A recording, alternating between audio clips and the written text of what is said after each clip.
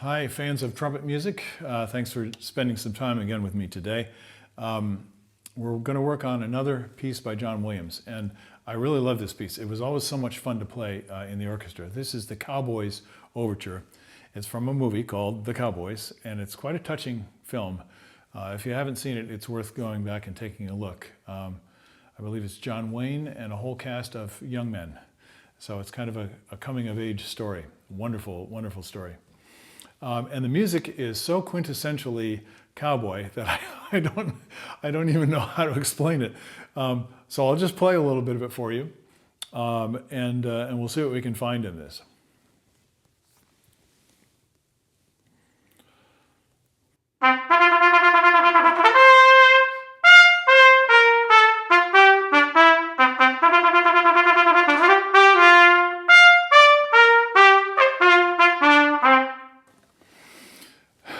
This is vigoroso, and I'm trying to do it a little bit too much. I find that for me, I get so involved with the music that I feel that it's kind of rambunctious, which is exactly the character of the music. But unfortunately, when you're playing the trumpet, if you do that, you can easily knock yourself out of balance. And I was doing that a little bit. So again, this always comes back for me to, can I flow easily? Now there's double tongue in this, and we'll talk about that in a little bit because that's one of the obvious ingredients. And there's also some syncopated rhythms. So I'm going to play some things that are a little bit out of context. You're not always playing a solo, you're not always the main voice. Sometimes you're accompanying.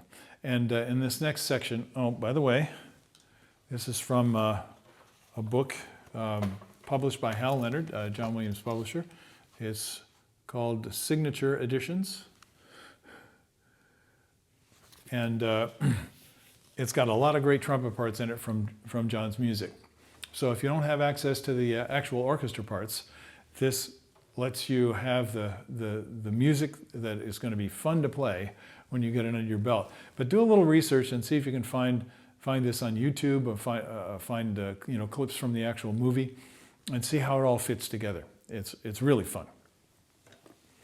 So I'm going to play this little syncopated thing after 31. So this is out of context, just so you know. It's like 2, 3, 4, and 2, da, da, da, da, dee, da, dee, da, dee, da, da, da, bum, B. So it's syncopated rhythm. And that's something we need to be able to do.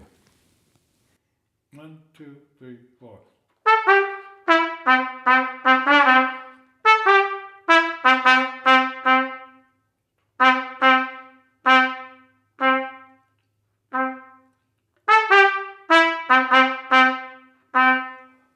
So there are different markings.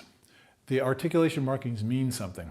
At the beginning section that I played, there's accents on the notes. There are also tenuto markings. So this is stuff that you can pick up by ear, and I hope that you'll get some of this as I work through the piece. What we just did was marcato, so you have a very instantaneous burst of sound that's very clearly delineated. But marcato doesn't necessarily mean short. So a lot of people would play these. So it's very kind of pecky and choppy. And you want to play an actual eighth note.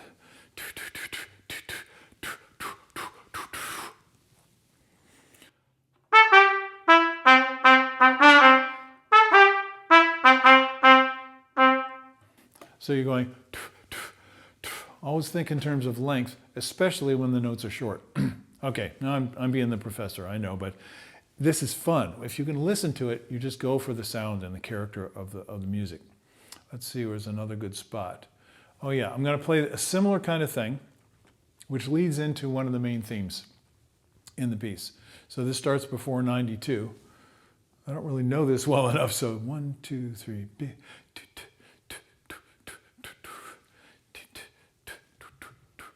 Okay, I think I've got it.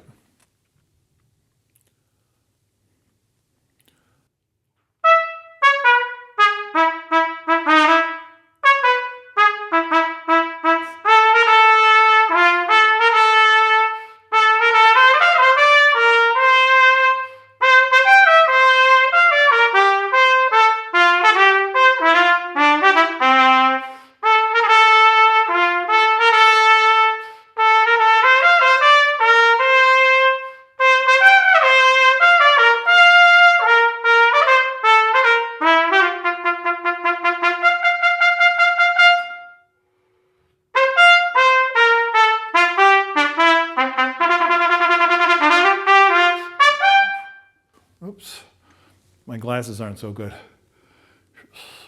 Now this is why I tell all my students that I didn't follow my own rule here. I should memorize all this stuff. And when you're in the orchestra and you've played it, you've rehearsed it, it's like, oh, it's all there. But as I go back and look at these, it's been a couple of decades at least since I played this music. I'm reading it again, and I don't have the right glasses on for doing that, so pardon me. A couple of things. There's your double tongue again. Always think line and sustain. So when I just played those accented notes, and there's that kind of accent, tenuto with a long accent.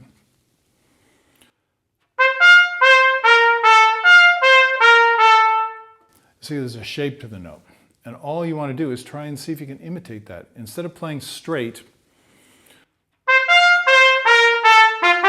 just going and blowing straight, you want to blow with bounce. So the notes have that character. It's kind of like riding a horse. Funny thing. All these sounds convey meaning on a deeper level to us.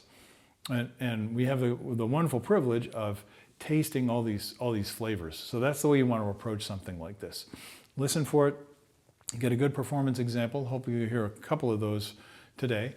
And then take that and enjoy it and work on it until you can get the character of the sound and the character of the line and the character of the articulation all working together as a team to convey the spirit of the music.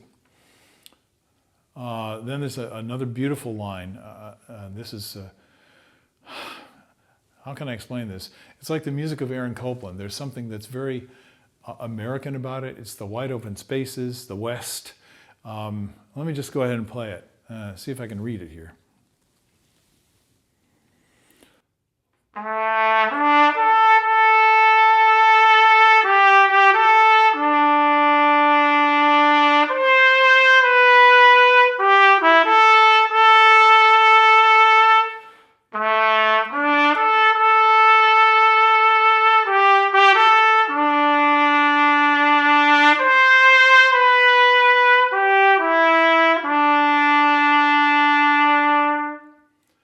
I'm telling you, when you play that in the orchestra, it's like so satisfying because you have the harmony, you have all the colors of the orchestra, and you're one voice in the chorus.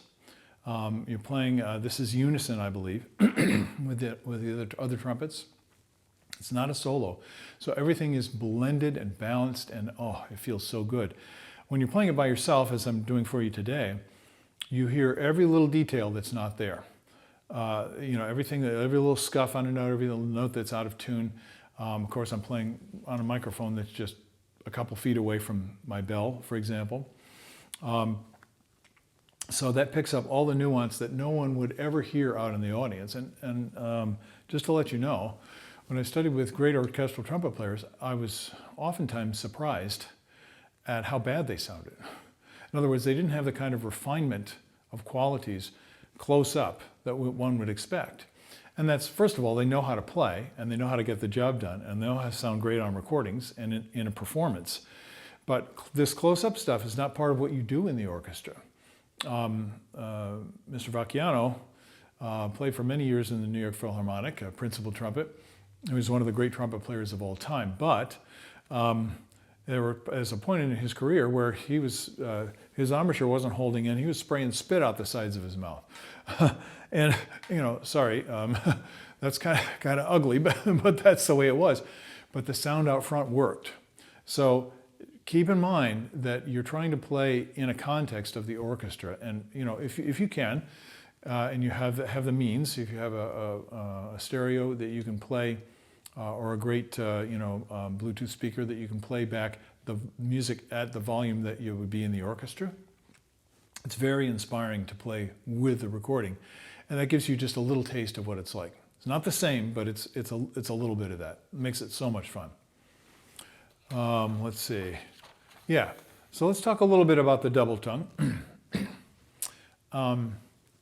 Let's see. There's a little retard before the final section of the piece. And it starts out at the tempo we were at and then goes into a molto retard. So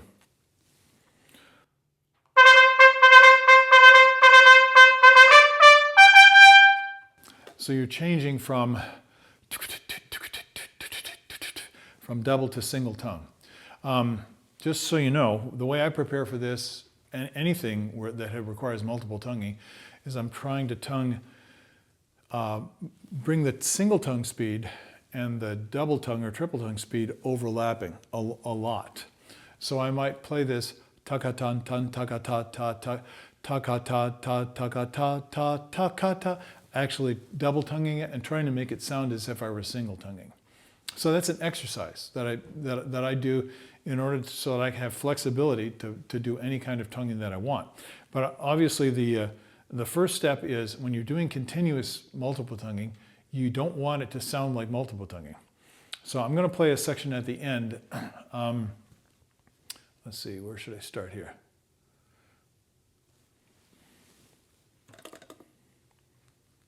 Yeah, okay, I'll try this. Here we go. This is after 260.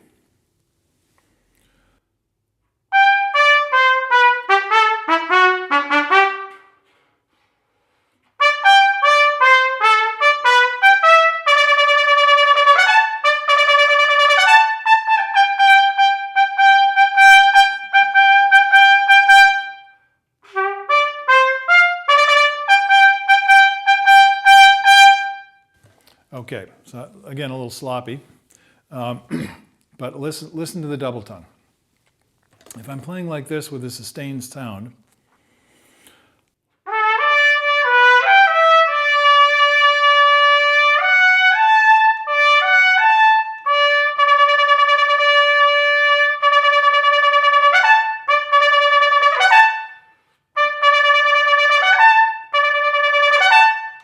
so pardon me while I practice. What I'm trying to do is keep everything open exactly as if I were sustaining the sound, if I were just playing a long tone that moved to a different pitch. And when I do that and then listen for the quality of the articulation, everything starts to work. At the end, marcatos and long accents. So played a wrong note in there because I don't have the right glasses, sorry.